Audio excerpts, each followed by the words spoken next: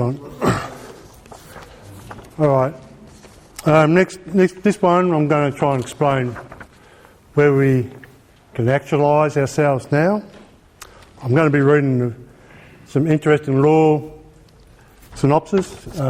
Very tricky stuff to read, very hard to find. But the way to get yourself out of this straw man world into a one of true freedom and liberty, you know, that's a big question. So I'm going to try and put this across. This is going to be a bit technical, so just bear with me while I go through this.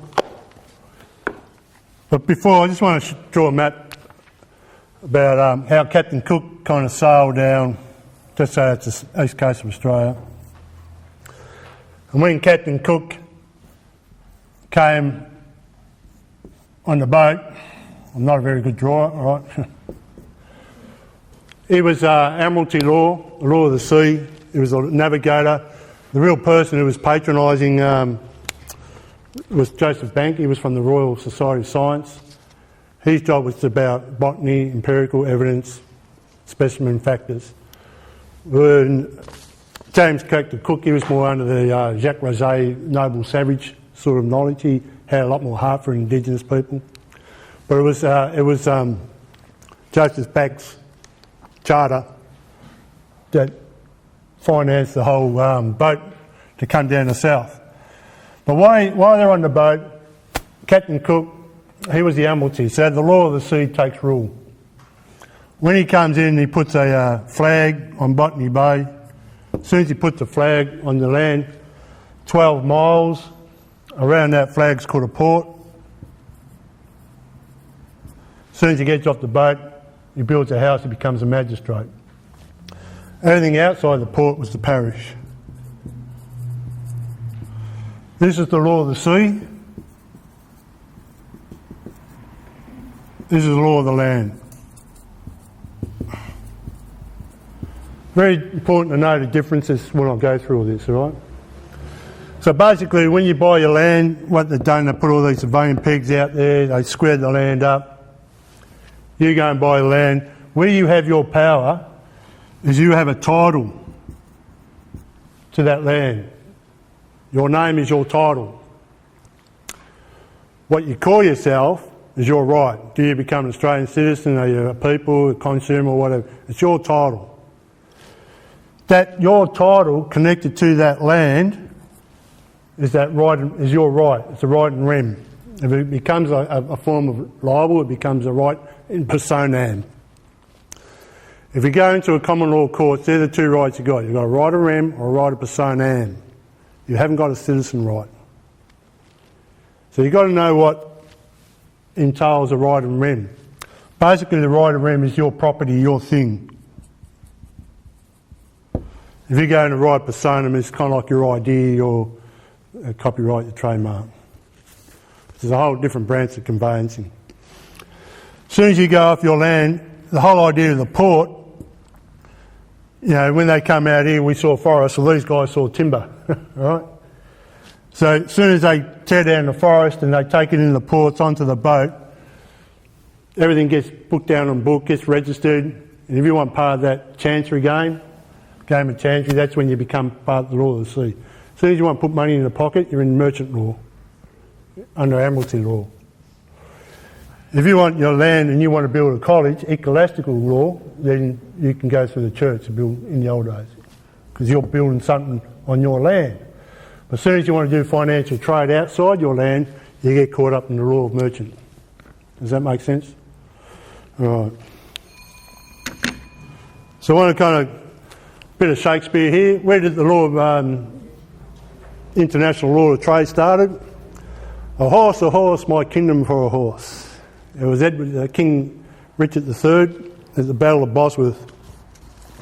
That's when the Tudors took over the Stuarts. And when the Tudors came in, it was King Henry VII. He was the one who created a treaty of amity and commerce between King Charles VIII of France and King Henry VII. It was Henry VIII's dad. 15th of May 1497. That's when the international trade began between the two laws at sea. But what it is, on the 10th of September 1794, this is the interesting part, prize courses in British Court of Admiralty of proper measures when a ship, vessel, cargo brought in as a prize within their jurisdiction.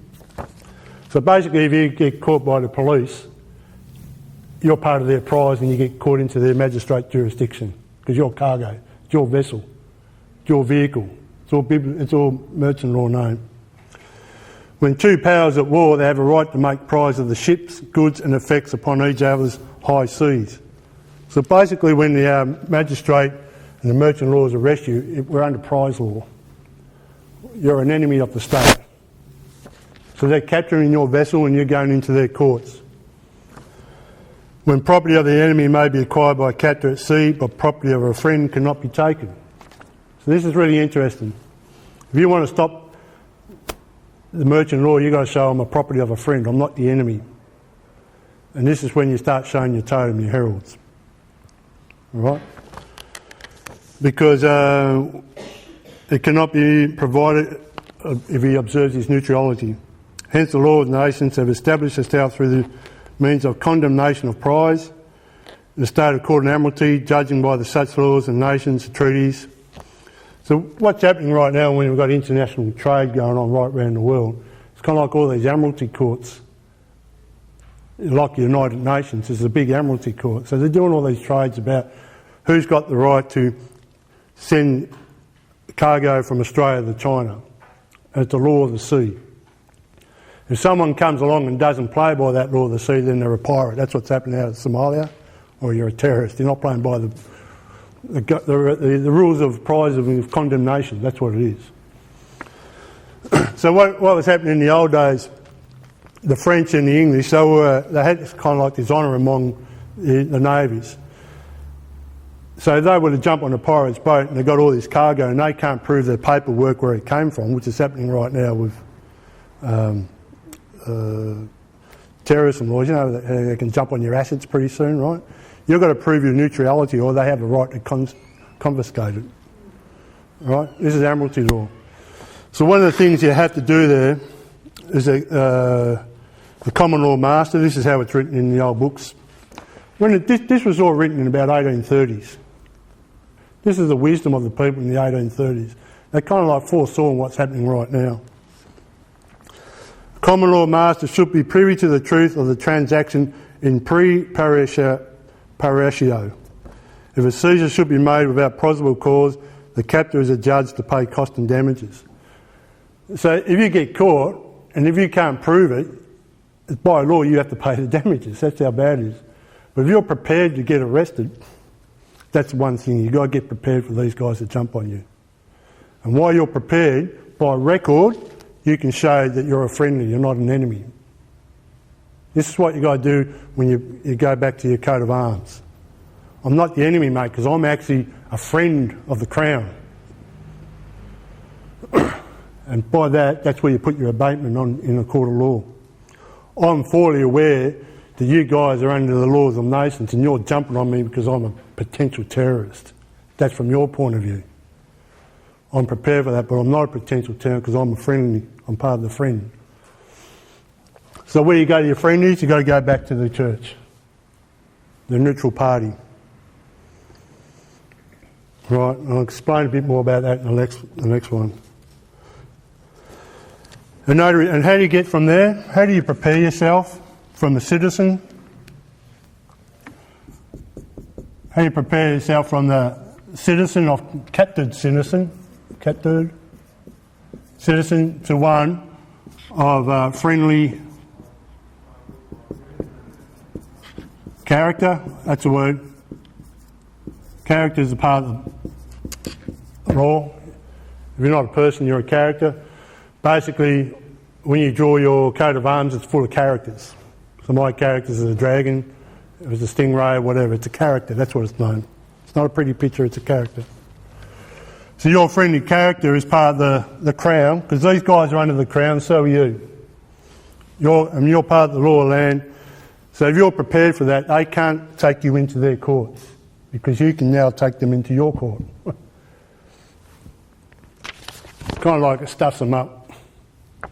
Because if you show them that you are prepared by law to be friendly, and you show your Charter of Rights by giving them notice, this is my right, prepared, and they take you into their courts, then they can get sued for tort. They get sued for damages because you told them you're right, then they still took you into their courts. Then you can sue them for time and damages and stuff like that.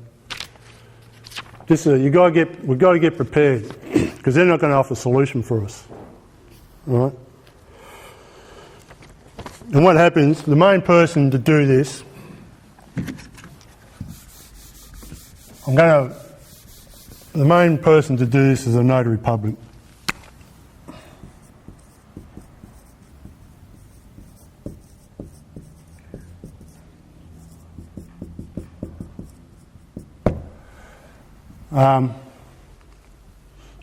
A notary public can go from the Admiralty, he can go from the Admiralty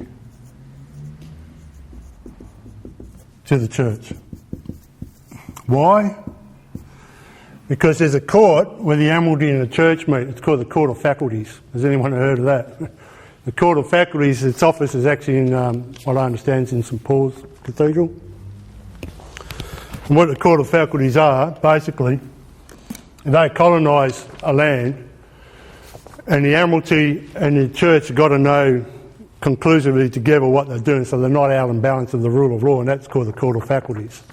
So the Notary Public Office, he comes straight from the Court of Faculties.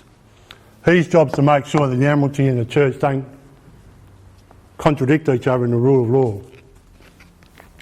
One of the things with the Court of Faculties, I'll write that down, Court of Faculties. Right. One of the key words, one of the key doctrines that they came out between the Court of Faculties, Notary Office, is called Bills of Exchange.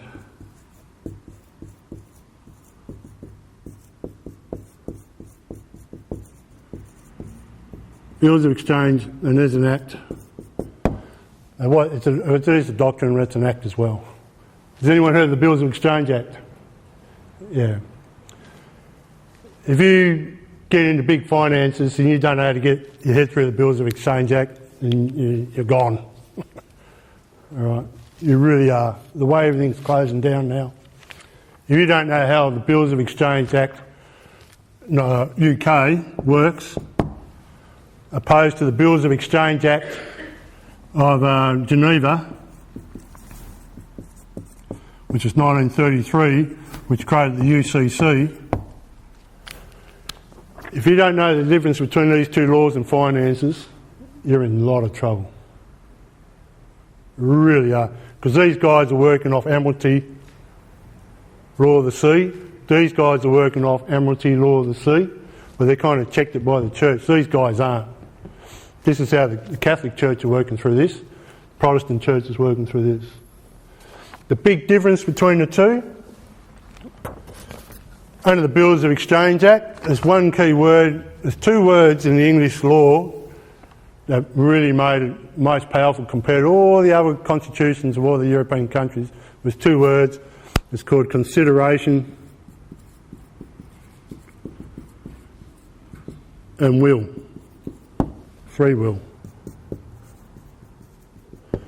The big difference between the two, under this Bills of Exchange Act, you have to sign for consent. If you didn't give consent, where's my signature? Then you've got an issue in law. I didn't give consent to this, where have I signed for the Local Government Act? Under Geneva 1933, they work under obligation. You haven't got no consent. That's the difference, what's going on. Our Australian government, through Gough Whitlam, when he created the Australian government, they're working under this. We're obliged to follow this bullshit. But under the law, I said, no, I haven't given consent, where's my signature? There's a big difference between the two. If you've got an asset and someone's trying to take your asset off you, and they're saying you're obliged to take an asset because you're a good patriot Aussie, national identity, no, don't give me that crap, mate. Where's the consent? We're a monarchy constitution of Australia. We're not American Republic. Got to know the differences here, right? We're running this country like we're American Republic. We're obliged? No. By law, I'm not giving consideration. I'm asking some hard questions. Where's my consent? I haven't signed this. So this is my issue with the corporation of the Loddon Shire Council. They're a corporate entity. I said to the CEO, you're a corporate entity. He said, yeah, you're not part of the Constitution, are you? I said, no, we're not. Well, if you're a corporate entity, where's the contract? If I sign a contract with Telstra for their services on their phone, I'm obliged to pay the fine because I signed a contract. But if Optus gives me a contract, I'm not obliged to pay it, am I? Because I haven't got a contract with that company. So where's my contract with the Loddon Shire Council if you're a corporate entity, mate? Oh, it's a hard question, right? So how did they come into this? How did this corporation come in, taking our land tax, going right against the Bill of Exchange Act? Because this is all about finances. So this is where when Gough Whitlam came in 1972, he created the Australian government, that kangaroo and emu symbol. It's just interesting, this was the same time that Richard Nixon got sacked because he got the gold back standard. So if they're not backed by gold, what are they backing against? Well, they end up creating this thing called the Chicago Board of Trade. And so they're backing against your bond market to start this globalisation. So when you actually pay your rates, you're actually going into a bond market. Oh, I've got paper here. And that's why you got the kangaroo and the emu up there, because and it was the same time Macquarie Bank opened up, 1973. So it's Macquarie Bank's job to start privatising all the public assets. All right, it's quite interesting, isn't it? So you got the Australian government. It's just a trust company to create this whole new financial platform. Here's Macquarie Bank, and technically it is through this Geneva 1933 UCC. So you wonder where Hitler got all his power from. This whole new bills of exchange game went into Europe. It was cutting away something that was been going for centuries. The person who wrote the bills of exchange was a guy called Joseph Chitty. He wrote, it's kind of like the Bible, the bills of exchange, it's something to read.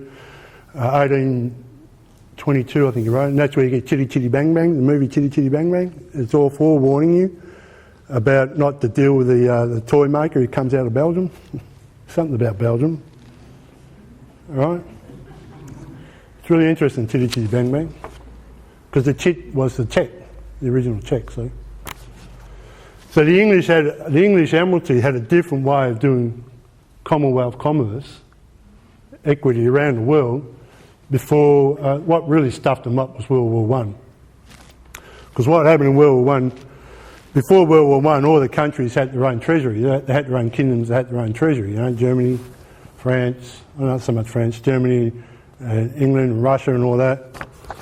But when after World War One, they created the League of Nations, and it was kind of like this big socialist financial platform. We're creating the League of Nations to stop all these sovereign countries that go to war.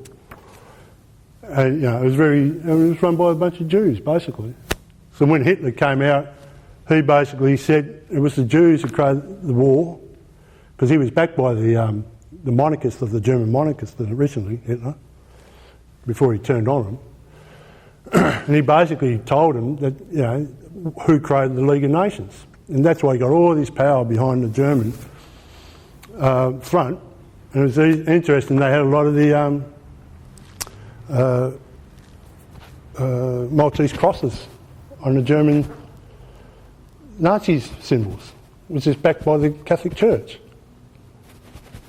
Right? This was the start of fascism. So this whole money game. And this is what's still wrecking us right now, because everyone's going through the UCC. No one wants to know the origins of it. They think it's just a money game. But under our constitution, we've got something by law that even can check the obligations of all these corporate foundations. So this is the sort of knowledge you've got to be prepared for. If someone comes and says we can, I say, actually, mate, first thing I've got to know is where's my consent? Have I signed this? Where I don't give this consideration, I have got free will to ask the charter of your contract. Is it connected to our rule of law? Because if it is not, then I'm allowed to check it. I'm allowed to go to law and see if it's a valid bona fide contract or not. Because I've got this UK Bills of Exchange to answer that question. If you don't know that, you'll not be able to test their metals. You going to ask something, Joe? I was just checking UCC, Universal Common Code. Uniform Commercial Code. Yeah. So one of the things is to do, how do you actually check, I'm saying this, but how do you actually give it action? You've got to get this sort of ethos of setting up a lex loci to a notary public, because that notary public,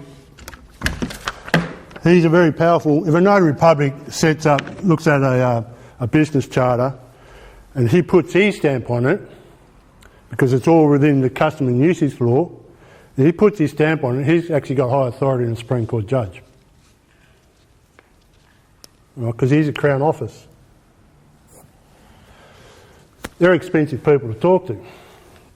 And that's one of the reasons why we're doing this workshop, because your finances are not going in our pockets to go and start opening up this office. But, because we're in a lucky form right now, this fine gentleman over here, Jeff, put your hand up, please, Jeff. Jeff has got a Crown office. What's the name of the office, Jeff? No, come on, you've got a bit of Latin there, mate. Constabularius Castri Nostri Diflobornem Magistrum Oprum Nostrum, which is bastardised English. How I pronounce it in Latin, I will not know. So basically, Jeff is an historian. He's got a Crown office on record, 1383. Jeff's got a charter that goes back to 1383. Which is claimed. Now basically what that means, it's alive until someone rebuts it. Through this, instead of finding a notary public, through the Crown office, because all the knowledge me and Jeff have got, we can annex the knowledge of your assets under that Crown office. And we can do this deal with the notary public as a group. All right. This has been prepared, preparation. But when you come into this Crown office, because the actual office, it's called an office of Lord Hayden Palace, it's actually a palace. You can get some private time with Jeff, it's quite cute and funny. We're going past lateral thinking, we're going spiritual and we're going emotional, and it's an ecclesiastical church. In this ecclesiastical church that follows on, there's another workshop in here, but basically it's a Celtic church. Go, brother. Alright, it's a Celtic church. And they were called the Coldies, actually. The Coldie Celtic Church. The historic supremacy of St David's British Celtic Gaelic Church of God as recorded. There it is. If anyone wants to read the details of it, it gives you the history of it. It's all about Druids of high rank, and it's very Evans of Avalon, Missions of Joseph. It's very interesting. Basically, it's a documentation of ethos that you can put into any court. Someone has to rebut it. If they can't rebut it, we're alive and we're moving forward. The beauty of this church, of the Celtic Church, is that when Joseph of Arimathea came in on the Glastonbury, the Druids at the time were very close to their nature, Christ conscious in their nature. And when Joseph came on, they had no problem with that Christ story because it was very close to him. So when it went into Wales, the St David's Church opened up, and basically the Druids, the Celtic Druids, when they embraced Christianity, they were called the Coldies. And under this Coldie Christian Church, the priestesses, Druid priestesses become Christian priestesses with the male priests. There was a balance between the priestesses and the priests under Christianity. It existed under this church, something called the Church of St David, Blue Sapphire. It existed. This church was in action, law, before the Romans became Christians. First in time, first in law. This church is older than the Roman Catholic Church. When St Augustine came in, 601, Augustine came on the English lands and he wanted to bring in Roman papacy law on the lands. The British Celtic Druids said, no, we've already got a Christian version and we're not going to turn our priestesses into a statue of the Virgin Mary, mate. Right? That was the big issue. One of them. So what Augustine went to, he went to King Ethelbert, who was a Saxon king, not a Gaelic king. And Ethelbert, they murdered and slaughtered all the culty Christians. And that's how the Roman Catholic Church took power of Christianity in England. But in law, when it comes to Celtic Christianity, the priestesses are still in balance with the priests. So under this office that Jeff's got, of putting all your assets under the Jeff's office, we're acknowledging the priestesses. All right? I'm talking to the Aboriginal men about this because in the Aboriginal law, the women law is in balance with the men's law. They can dig this, man. The real problem with our society, doesn't matter about the money, the real power of our society is we've oppressed the women's spirituality. That's what the Roman Catholic Church has done. They've turned the woman into a statue of the Virgin Mary, and the rest has been money ever since. It's been property rights, priority rights, When Pope Gregory came in, Pope Gregory was the Pope of St Augustine. You know, he wrote a book called the Book of Job. So what Augustine did, when he started propriety rights, he started to give all the Celtics jobs. There was no job before the Roman Catholic Church. We were sharing land. Anyway, it's very interesting when you start getting into the history of it, right?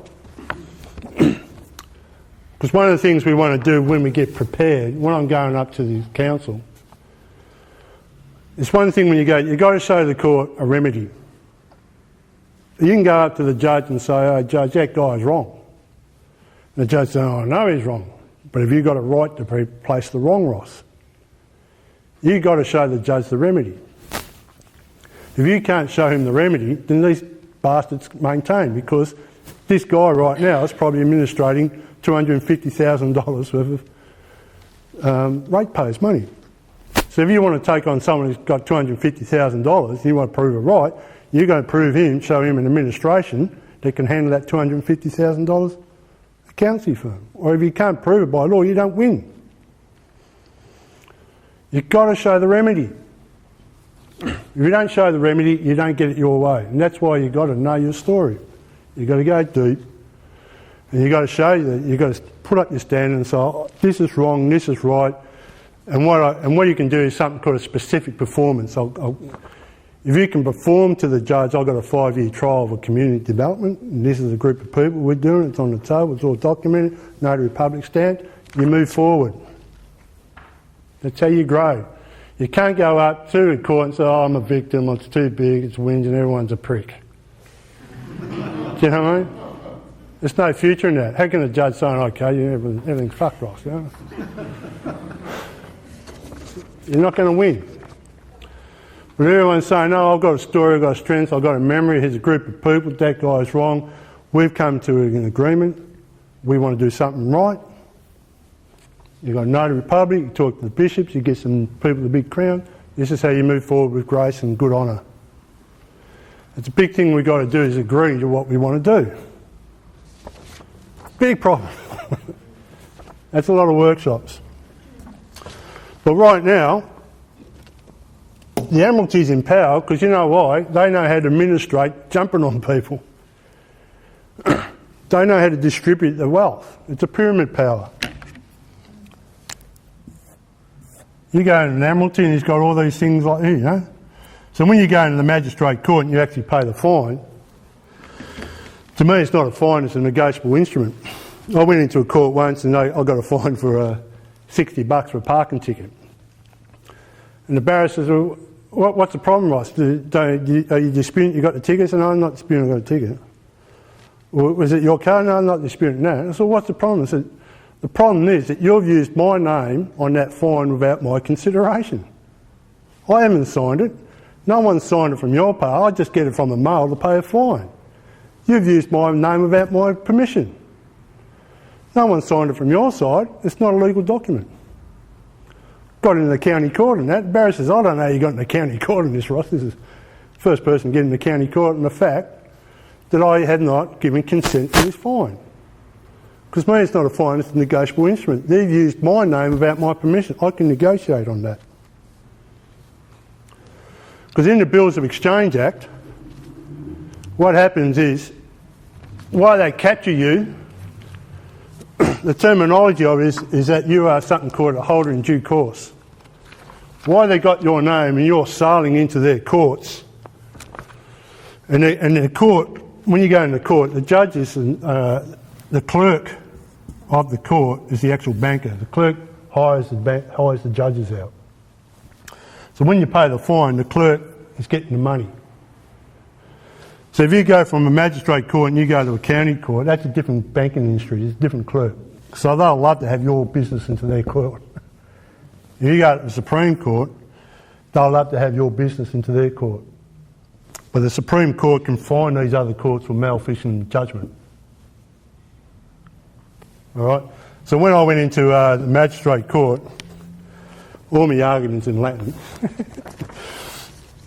and the barrister said, his argument's in Latin, Your Honour, I don't understand it. And the judge says, I don't understand Latin either. And I said, well, that's not my problem, mate. If you don't understand law, it's not, what am I doing in your court? And he said, oh, you can appeal it to another court if you want. So I'll appeal it to the county court, that's all right. I'll appeal to that county court. So we're walking out, she went off her head, man, that barrister, didn't she? She went crazy. Because she was threatened that I was now going to take the law outside of her jurisdiction of understanding. And if I went to the county court, how I didn't proceed properly. It's not about the law. I didn't have a chance to present my law in the county court because I didn't proceed properly. They dismissed me. And I said to her, well, if I just go across the road and go to the Supreme Court and uplift it to the Supreme Court, I can do that. She says, you can do that, Mr. Drake. This argument needs to be heard in the Supreme Court, not in the county court. I said, all right. The barrister was really shitting himself again, eh? Because basically, if I won, I would have closed her whole business down. And she was a debt collector for about half a dozen councils right around here. If I had that one win on the fact that by law, why my name's on that condemnation prize, I am called a holder in due course. As soon as I say I want to question it, I become holder in value. All of a sudden, that $60 was my value, not theirs.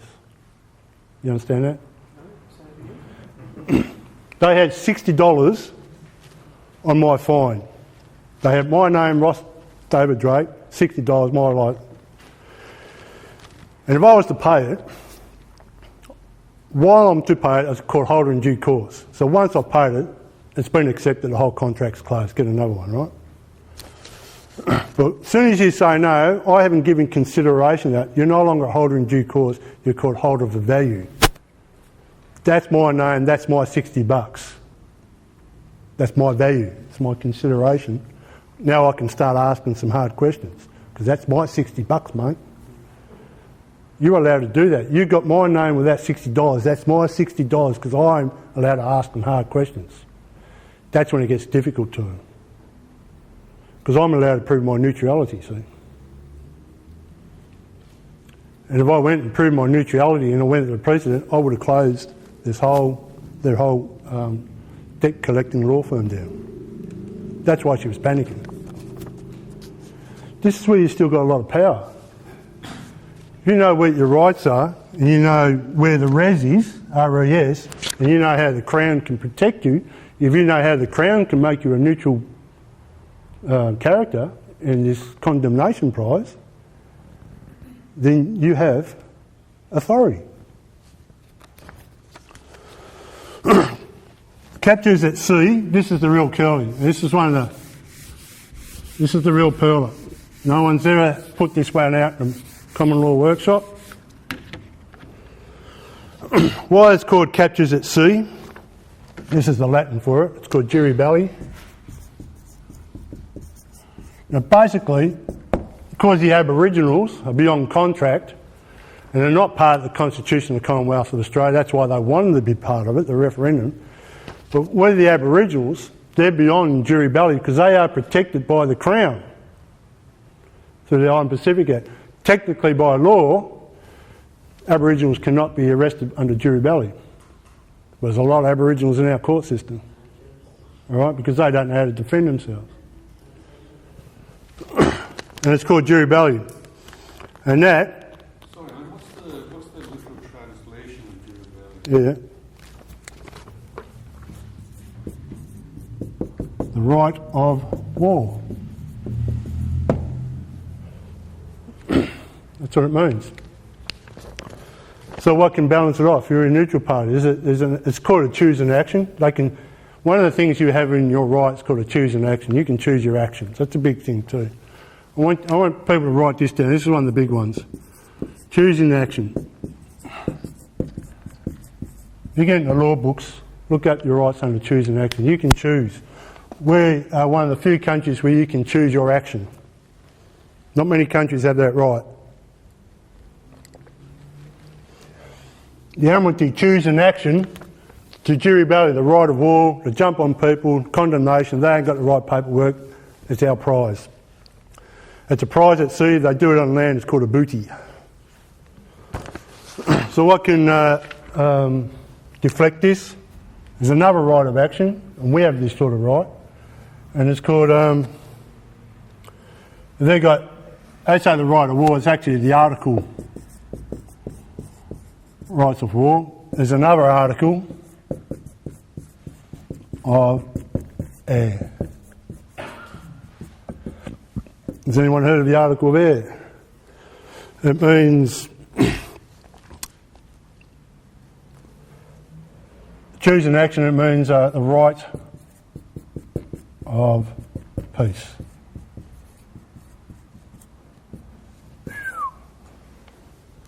Beautiful. I would suggest to the members of Rooted Raw that we set up Rooted Raw as a firm under the Articles of Air. As soon as you put up any Lex Loci ID, your choose of action under the Articles of Air, the right of peace, that's the abatement against the Admiralty Courts. That's revolutionary, man. This is in the law books. So where's the Articles of Air, the right of peace? It goes back to Henry II time. It comes out now and it's called the coronators. Coronator. That's it. Who's the guys who coronator, isn't it? When someone dies, they have a coronator court, don't they? That's right, isn't it? Coroners. No, coroner. Coroner court. The big difference between the coroner court and the Admiralty court. The Admiralty court works off of pyramid powers, the distribution. The coroner court works off as a council of people. It's a circle. That's the one. A justicia.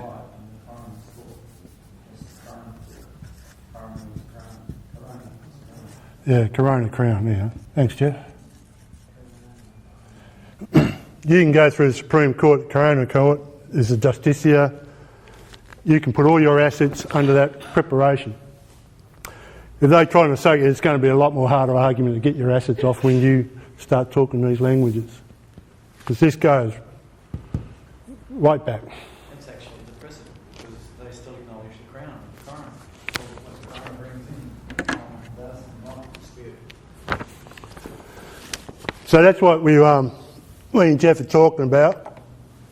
All through the Notary Public, we set up a Lex Loci financial platform. We set it up straight away under this coroner's court. One of the things that you can get out of a coroner court is someone really hits you is something called a lex fori. Lex means law, fori means fortified. A lex law is basically you can get a group of Supreme Court lawyers or juris acceptors, people of the Crown, to open up disclosure of this fraud. Someone's got to do it, and it exists in the Crown. The government's going off its rocker. People going up to the government asking hard questions, or you get this bureaucracy blandness, you know what I mean? No, wait a sec, mate, our assets are going out left, right and centre. We've got kids committing suicide, we've got people detention centre, God knows that really, that's bloody concentration camps in the future. We've got all this evil going on right now, and everyone's asking these questions to the Parliament, and they're just like, you know, national identity, patriotism, be careful of terrorism. But Jesus Christ, mate, we're losing our assets, we're losing our future big time, and no one's capable. You go to the government, they're not capable, they don't want to know, they don't know how to do it. So the way is you go back to the coroner office. I've got some hard questions, I want my hereditary rights. I've got my children who have a right to inherit my estate. Your grandchildren have a right for your lifestyle. That's in hereditary rights. It exists by law. God save the Queen. Articles of heir, right of peace, go to the coroner's question. No use going to the Admiralty, no going to the magistrate, that's just penalties and fines. They don't know, they just want money out of it. They've got to keep up because they're a corporation too, they're in debt. It's bizarre, mate. So the Articles of Heir is something we are really keen to set up. One of the things I like to do is, if people want to know, when I talk to David, and if anyone wants to read this information in full, I'm quite willing to share it. All right. There's a lot of Latin in here.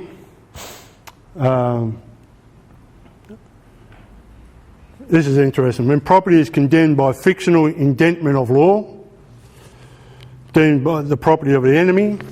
So this is what happened when the corporations are coming in and they're starting to take your assets. They're coming under durability, right of law. It's all United Nations now. United Nations just a totally commercial merchant law. It's got nothing to do with the law of the land. It's all obligation. And when they start jumping onto your property, which is not English law, it's United Nations law, it's just a fictional indentment of law, deemed the property of the enemy. This is what they call it in Latin, eo nomini. By on that name, the straw man. That's technically the straw man. Because when there's a straw man, a commercial citizen who pays the fines, obligations, right now, eo nomini. All right? But you, to knock that out, is something called a native character. You have a native character, where is it? It goes back to the family herald. I'll explain a bit more in the herald. So it has a right and rem. You got to go through the Supreme Court in this, not a state court. Reverts as soon as he puts himself, and this is one, in tenure. In tenure. This is really nice. This is law. On a journey. I'm on a journey. I'm on the way to the goods and routes to a buyer, just as I've heard, remain in his native country. So basically, I am on a journey. What's the Trade Practices Act? Free right to do commerce on the highway. Trade Practices Act. I'm on a journey because technically, if you're driving an automobile or not a vehicle, it's a different ball game. As soon as you're in a vehicle, they can jump on you because it's part of the merchant law. But if you're driving an automobile, they can't jump you. That's why you get a vehicle licence, not an automobile one. Because here I'm on a journey in Intinere, but even though as a native character, when you've got a family right, just say you've got a heraldry right, your child, your kids, your grandkids are part of that journey of that family name. It's not lineal. This is all ecclesiastical. You know. How do they deem you to be in commerce if you're on a private journey, like you're travelling? When later on, are you on commerce or are you in equity? I'll talk about it in the next step. There's a difference between commerce and equity. Isn't it true that all our registrations are commercial registrations rather than private registrations of our vehicles? Yeah, that was part of the, I mean, it's a corporation, road corporation act, yeah, it's a corporation. Because that's one thing, when you actually go into court, you haven't broken the law, all you've done is broken a road rule. Which is not... It's not a law. You've just broken an in-house road rule, and there's big fines on that. Well, see, the trade practices out free right to trade of all King's highways. Next time you get a fine because you make a mistake. But it doesn't go to the Crown, it goes to the corporation. If they pay some sort of subsidy to the government because of the fine, so there's a big issue. How come our police force are presenting a corporation into a magistrate court? Aren't you supposed to be upholding the law? Huh? They're supposed to be upholding the law because they are a Crown office, they're not part of Parliament. There's an Under-Secretary who joins the police to the Parliament. The police are supposed to be upholding the law, not serving statute legislation. The thing is that the Fair Work Act actually mentions that the police constitutes a magistrate's court. Magistrate court is a police court. Yeah. They're a Crown court, economic Crown. But what I'm saying is the difference between Crown Parliament and Crown Police. There's a difference between it. The police are there to uphold the law. Parliament's there to create statute law, right? But if you've got a Crown law, the police are supposed to uphold the law, not serve a corporation to get parking fines. That's my banner anyway. Fines are confiscated to the Ministry of Victoria, no longer the Crown or the court. Yeah. Well, that's how everything's just been going further and further away from the rule of law. And it's really exhausting trying to find the paperwork with these guys because it's so tricky, you know what I mean? And these people have been educated. Like, a lot of these kids right now going through law, they don't know it. I mean, it was Jeff Kennedy closed down the Latin courts at school. So you've got this whole generation that's just totally commercial litigating law. Apparently there's more kids studying litigating law than there are practising litigating lawyers. That's our future right now. So these kids are getting, I don't know, 120,000 hex debt to get a law, so they're going to get their money back, aren't they? So they've got to invent new sub-laws that once you make a mistake, they can fine you to pay off their debt. That's what I'm saying. So wait a sec, these guys have got big laws, and they've got to create new analogies of what laws. They're not laws, just analogies. And as soon as you trip over, I've just done 5Ks over. Amazing. So that's what they're doing right now in the government. Is they're creating all these rules and regulations that make it really tight for you to be free. To do your own business action, choice of action. In the old days you're allowed to do it, but now if you do something out of their analogy of what it is, they can jump on you, apparently.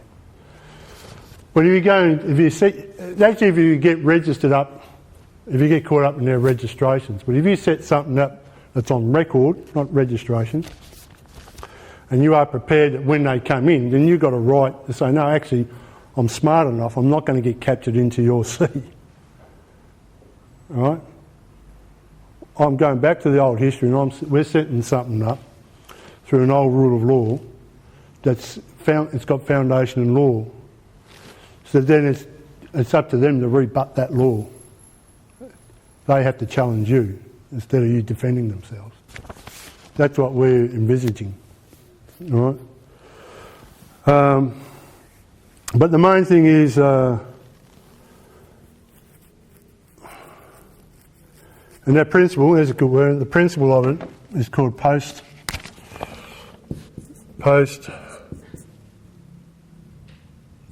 lim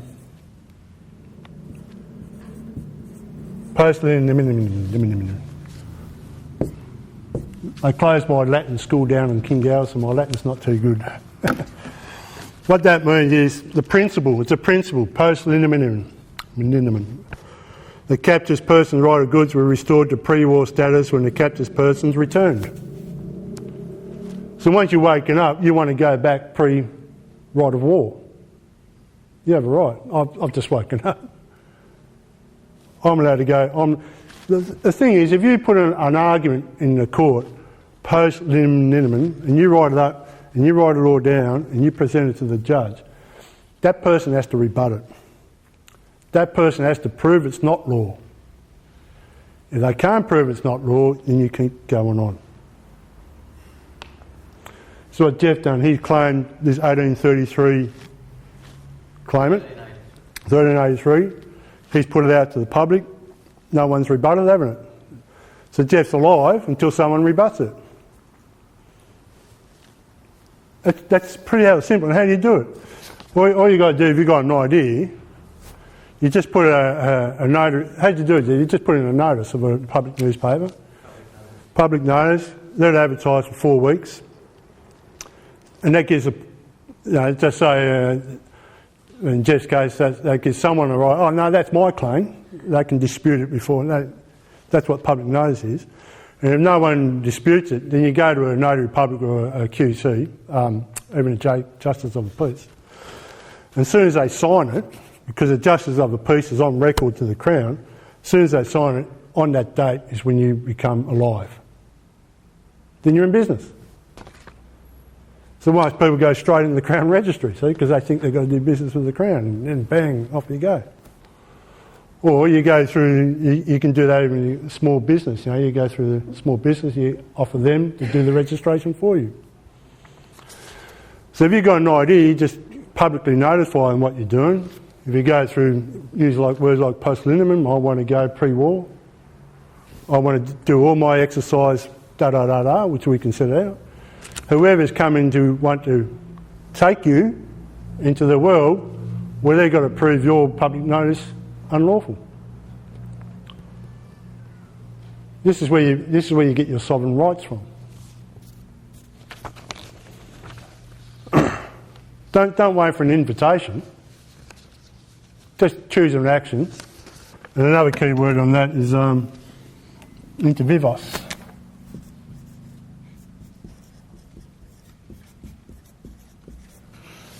Basically, that's where you can share your energies with other people, inter vivos. This is how everything was created from that simple public notice principle. When Australia was first colonised, there was no government, so this is how it was all done.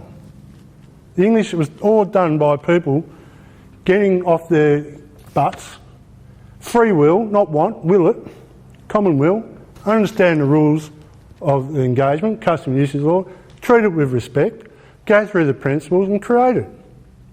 We are the creators. We're not the whingers. Right? We're not the victims, unless you choose to be it. We are the creators, and there's the rules of engagement to create. Somewhere along the line, under the immersions of commercialism, we got too sucked in with commercial TV and watching sport and eating junk food. We just got fat and lazy and lethargic. And now we're all complaining. It's all too big. It's all too. Everyone's complaining. Everyone else's fault but my own. That's where we got to. You've got to get back there and realise how these guys got powers, because we gave them that power. Because if you don't do it, they'll do it for you. All right. Title.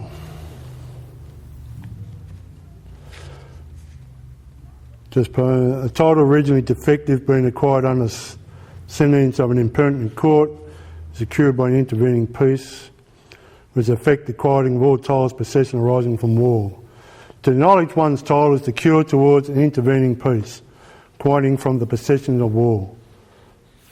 You've got to know your title. You have to know who you are. So the question is, like, a few people would talk to me out when I was having a bit of something to eat. They can't remember their hereditary ancestor past, you know. Well, it helps if you can remember, because it gives you more strength in the argument. And one of the things with Jeff, and you got with my friend Jeff. How many years you been onto this, Jeff? Since he was 14. I just want to show one of the letterheads that. So that's the sort of paperwork you need to come up on. See that seal, the watermark on that? It's got. What I've done in my relation to Jeff. That's my totem seal up there. Is the golden wyvern. So the first thing the judge will see is that letterhead, and because he's got that Latin Caspar, this is quite a high constable office. Supreme Court ruling can't adjudicate over that, because Jeff's office is basically about hereditary rights. It's not about commercial maxims. And then you have the seal there, the silver dragon. This is in Gaelic. So actually Gaelic's a lot more powerful than Latin in the court of law. All right, so the argument of this, Jeff and myself can take this into the Gaelic law. Because that is a Union Jack on our flag. Why is a Union Jack on our Australian flag? It's the English rule of law. It's going to have the last say in our courts. It ain't Jewish, it ain't Islamic, it ain't United Nations, it ain't American law. It's the English rule of law. Colonial Law's Validity Act, Section 5, points that. But the Gaelic was actually older than English on their land. Yeah. Well, basically, the whole thing with the Catholic Church, they were the ones who created the priors, and they were the ones who created propriety rights. Right? It's an interesting story how the Catholics took the power away from the Celts, how they took the power away from the priestesses. And it's a story around St Patrick. Try and follow this, because before, when St Patrick was the king of that time was King Lee, and their courts was something called Eric Fine, a bit like how the Aboriginals were. So there was a trial in our community. They used to get all the poets, they called Eric Fine, and just say there was a murder, and this is the story. They get all the old stories from all the courts, and everyone would hear the stories of how the past was to deal with this misdemeanor in their community. And the women were a part of that court, so they were the priestesses. And they were they had the song lines through them, the old Celtic ley lines and that. But when St Patrick came in, his magic was ink and paper. The Celts never had it because it was all oracle. It was all memory. Their clocks were the standing stones, with the symbols on it, the Celtic spirals. That was their clock. But when St Patrick came in, he had pen and paper. It was like a real amazing magic. What's going on here? His ink and paper. They didn't know the consequences of that. All right? But when Patrick came in, he had a caravan of people. He didn't have him by himself. And his charioteer got murdered by one of the people in the Irish court. So in the Irish way of law, which is still like the Indigenous people here, they had the right of retribution. If I was to kill a member of Jeff's family, and it was usually the women's job, they were allowed to go at my door frame and they were allowed to scream hell onto my family at the door. Scream hell, because that was retribution. So when they killed St Patrick's charioteer, Patrick offered this doctrine that the Celts didn't have. It was called forgiveness. And so they wanted to know if Patrick was going to hell scream down on the family. He says, no, I'll forgive them in heaven. And they couldn't understand, what's forgive them in heaven? What's this heaven? What's this forgiveness? And they really couldn't understand that, but they incorporated this forgiveness into the Irish court. And what happened then, he started to write, and he had the ability then for this pen and paper to start to write down the stories. So all the stories started to become on record. Where there's a saint, there's a calendar. As soon as you write down the stories, he put a date on it, the story become institutionalised into a book. And what happened, that calendar was they can use that story 80 years from now. So you set this 80 years from now and they can punish them. That's propriety rights. That's what the Catholic Church can do. And that gave power away from the women, because the women are the oracle story people. They're not lineal. So when the Catholic Church started writing down the stories and started institutionalising it, it took the power away from the priestesses. and become all male ever since, because it all become lineal, and it all become lateral, and it all become judgmental because we've written it down on record. Under the Articles of Air, we can get back to that. But that's going to take some deep meetings. Technically, the Indigenous people still live by that law. Because what happens in the Aboriginal law, the women, you see the men, they're kind of up front, but the women, they are the law keepers. And when they drop blood, it goes on the ground, the menstruation goes on the ground, and the men will pick up that red blood, a red ochre, and put them on their head. And when they're putting the red ochre on their foreheads, they're talking law, but they're talking law for the women. If a man wears red ochre and the woman didn't say that you could wear the red ochre, that man can be in a lot of trouble. So that's where we had that. Well, it was the Catholics who created propriety rights, right on record.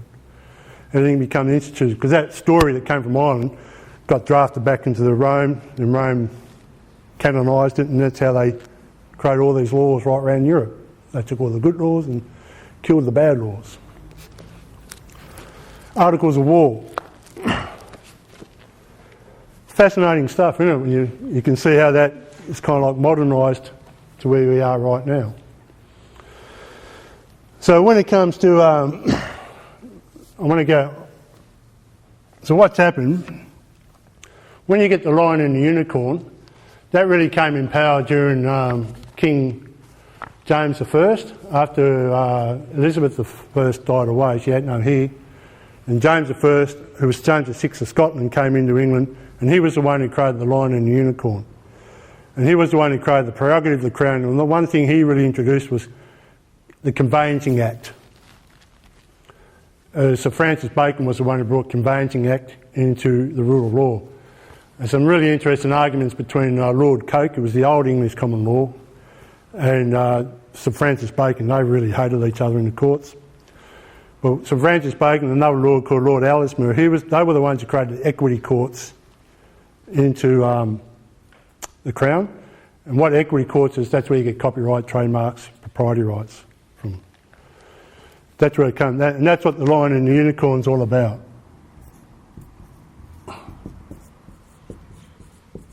It's basically on conveyancing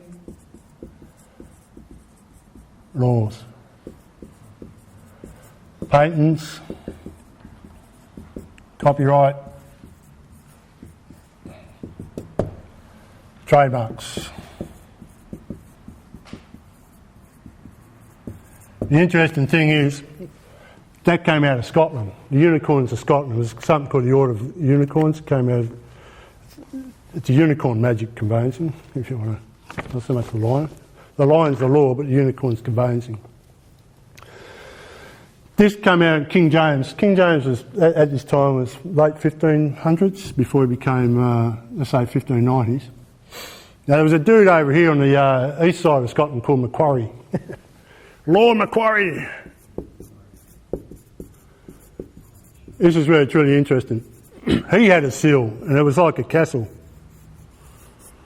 In God we trust. Around 1465, we found his charter. So he had a charter of land, which was Catholic. His charter of all that land was not this sort of conveyancing law. He had a different kind of conveyancing, which was Catholic. When King James came in, he closed down Macquarie's conveyancing law, and that what made this kingdom really powerful. And what happened under the Lion and Unicorn, under Sir Francis Bacon, he was the one who changed the law from Latin into English. Big power there. On the books. When before that, because you could use God as an argument in the law courts, but when they turned into the Lion and Unicorn, it was evidence of fact. If you can't prove it, then it doesn't exist. And that's all about propriety law, and that's just how the Lion and Unicorn created that empire. But it was just a prerogative at that time. King James used that as a prerogative to the point that it was really basically he was trying to copyright and patent all of England, and that's when the English Civil War came along and they cut his head off. But in the Act of Union and under Queen Anne, Act of Union, I think it was 1705, Act of Union, that's when the Law and the Unicorn and the Act of Settlement, when Scotland and England came together, that's when it became Bills of Exchange law. And from that, that's when the English started to rule, 1701, rule Britannia. Anyway, Macquarie got smashed over by these guys. So it's interesting, in 1972, in comes Gough Whitlam. He gets rid of the lion and the unicorn, he puts the kangaroo and the emu in. And here's Macquarie Bank coming back again. All right? Macquarie Bank.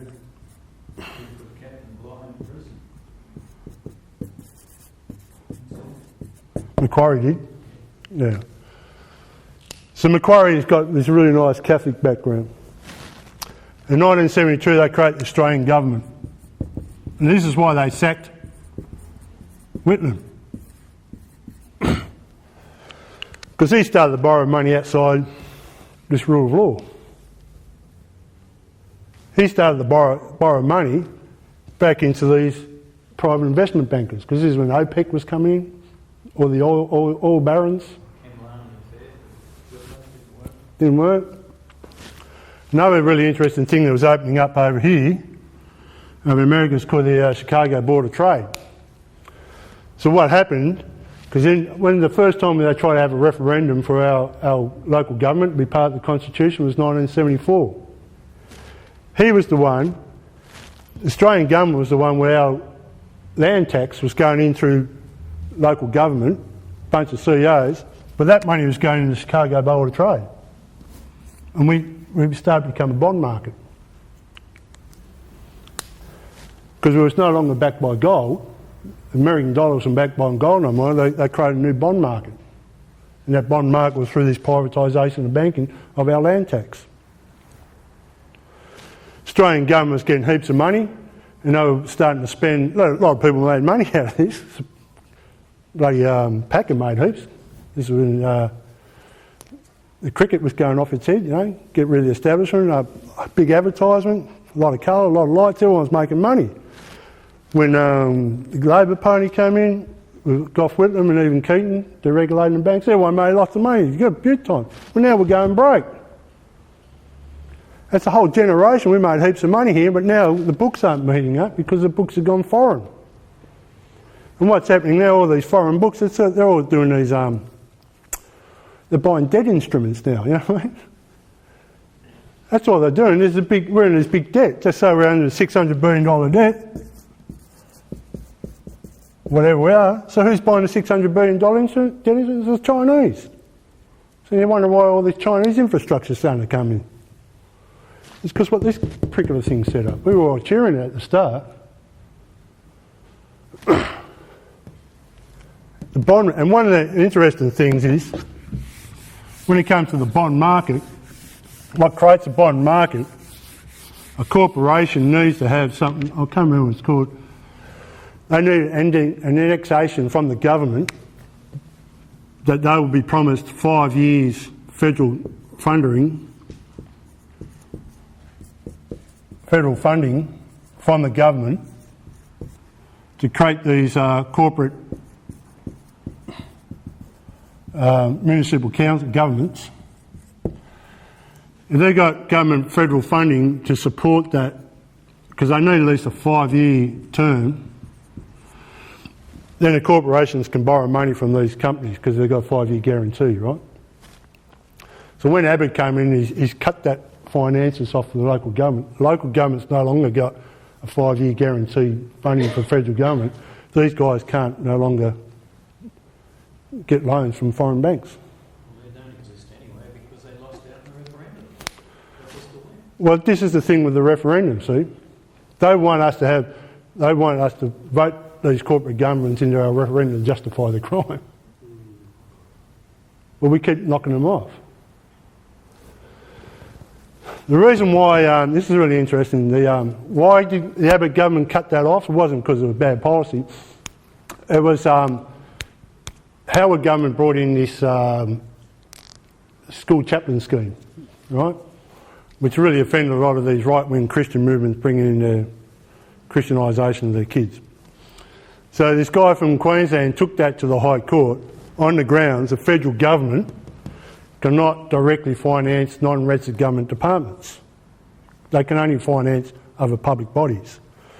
So the school chaplain scheme was a non-registered government department. He took it to the High Court and the High Court upheld it.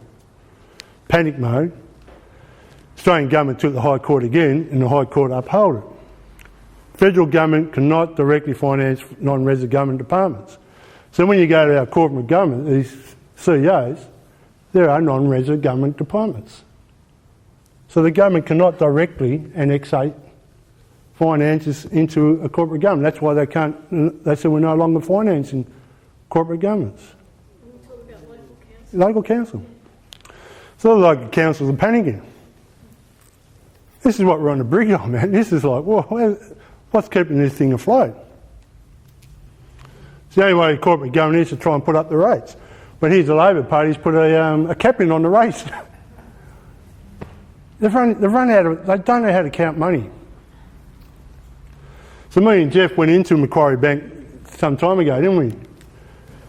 As in, what street was it, Collins Street? We asked the main because we want to talk about our set-up trust companies. And when we went in there, they had the old seals, a museum of the old seals. Yeah, which was Macquarie Bank. And we went in there and they had the old museum of the old seals and the old ways they used to do it. We were like, great. Because the reason why we went in there, they're 1865. They were older than the Australian government. So we thought, well, they must know a bit about what we're talking about. As soon as we got in there, they didn't know, did they? They didn't have a clue what we're talking about. They had the seals on display. They had the old one, which is the correct one, on display, with the corporate one down to the 40 mil, and that was the one they're using. Yeah. So we're trying to tell them how to get onto the old seals, because everyone's saying, just in case, get prepared, because it's crazy out there, don't know. Going over there, anyway, like 3 months later, they collapsed.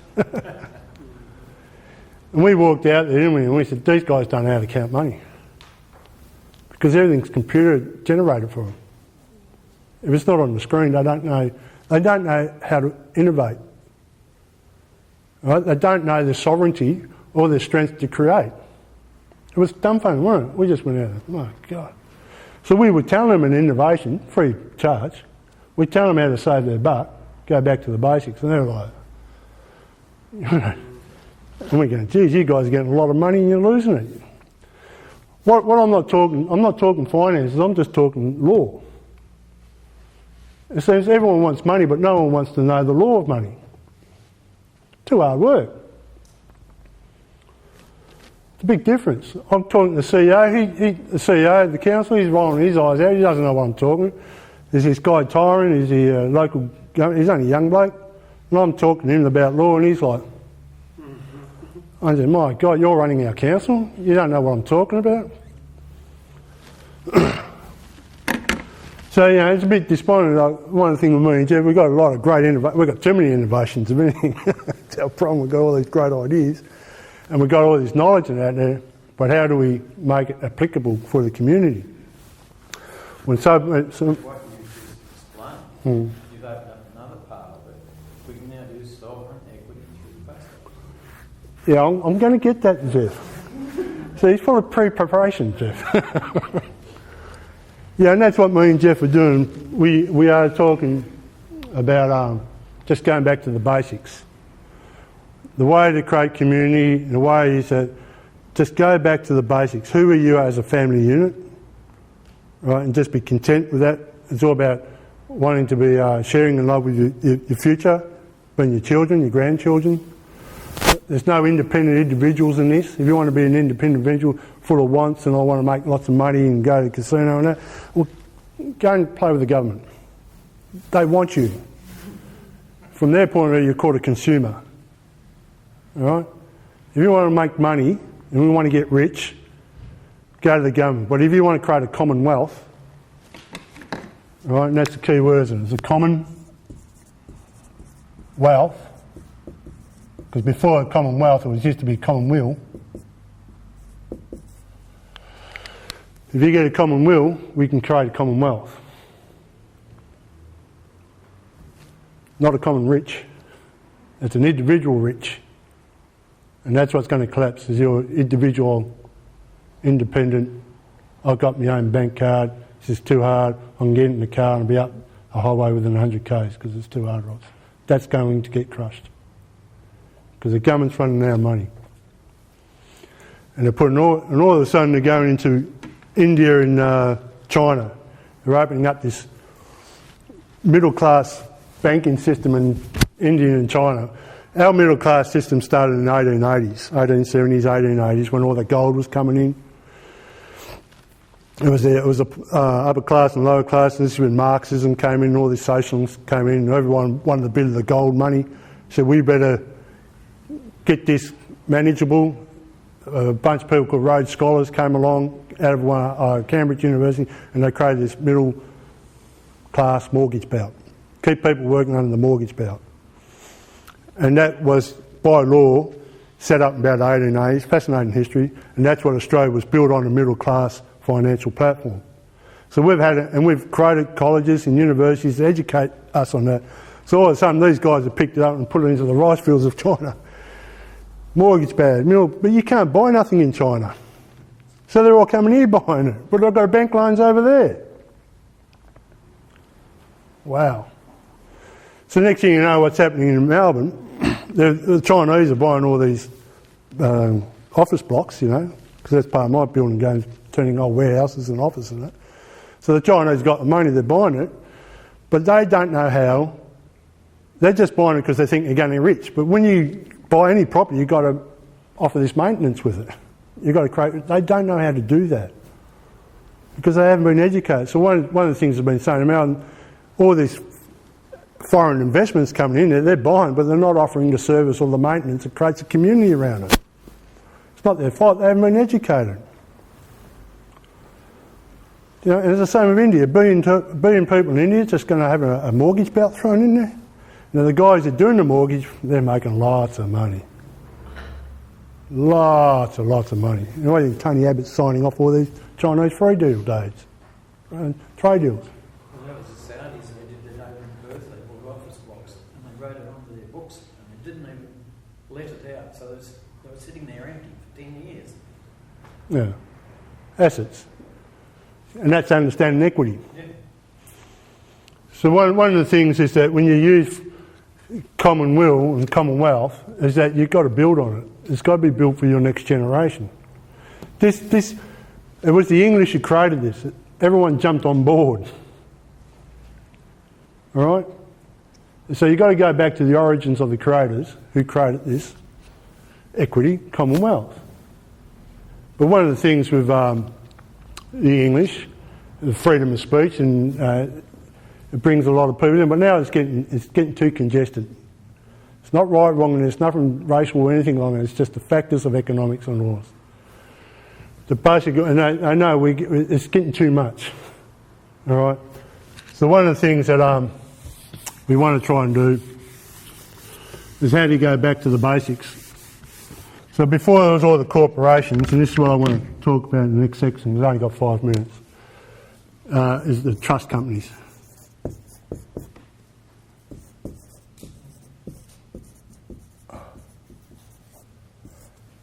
The importance of going back to trusts. And 3 things that create a trust, and I'll talk to it more if I can get through it because it's pretty heavy, this stuff. 3 things that create a trust is trust, faith, and confidence.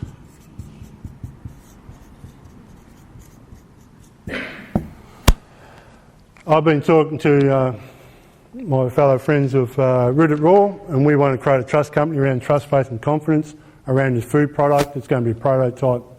We need to go to this QC, get all the paperwork right, get all the procedures right.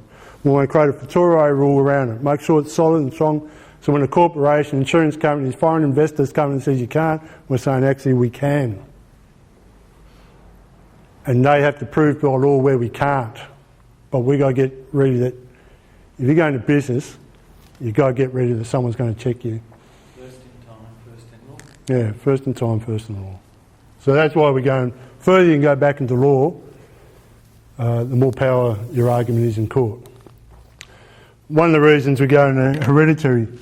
So I'm just going about to break up. We've got a few books here if anyone wants to flick. This is a really good book to buy. Please flick through it. It's called Hereditary. Australia Book of Hereditary. You can only about $24-25. Please feel welcome to flick through it. It tells you the history of how to set up heralds and how you create your charters, because this means ipso facto, this is what you've got to present in court. You've got to know this. Your storyline afterward is your storyline, but you've got to be able to present your rights, representation of your rights. And that's something we'll try and talk in the next section, yeah?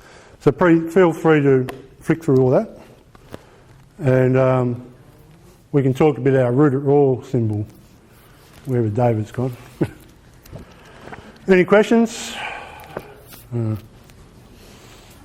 one about, that was published in the earlier section. You know when you said you were challenging the fines? And you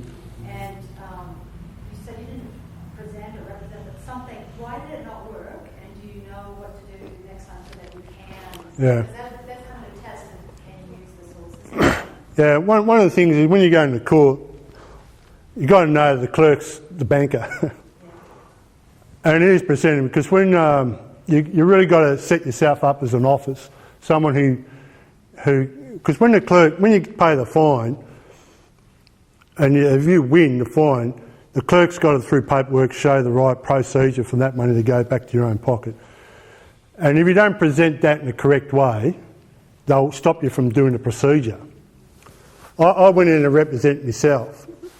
So the next time, this is one of the things, so if someone does come up and test our metal, this is why we've got to talk to the QC, we've got to create a relationship with him, that if a big corporation comes up, he knows the corridors to do the right procedure, so it covers the clerk's propriety rights on how he deals with the public.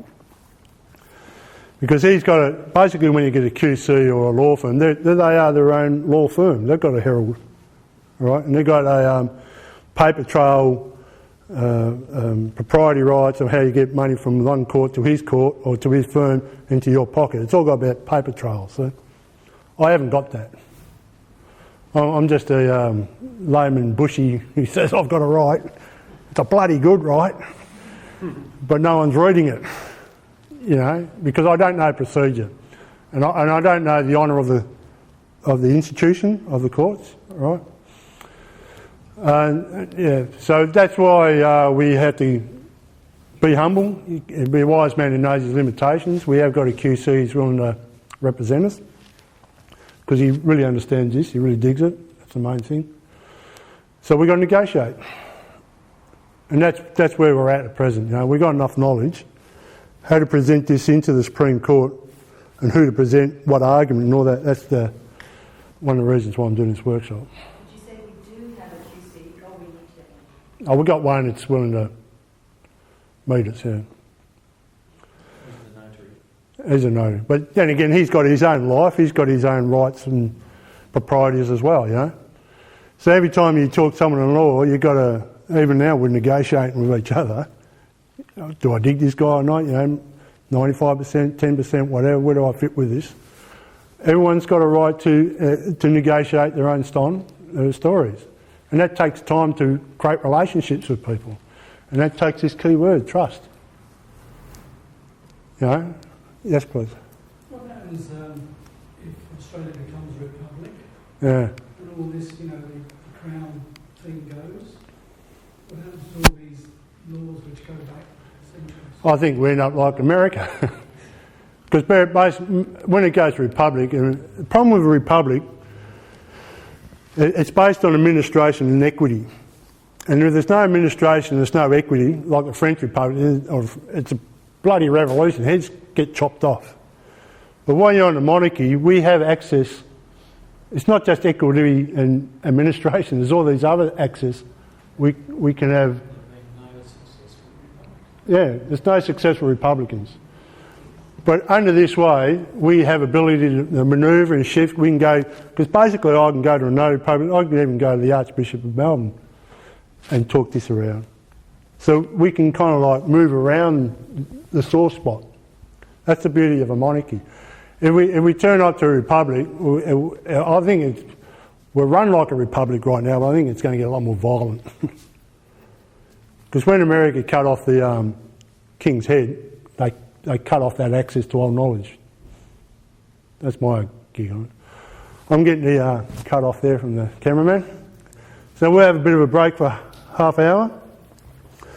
And there's some more drinks and teas and more desserts. Thank you.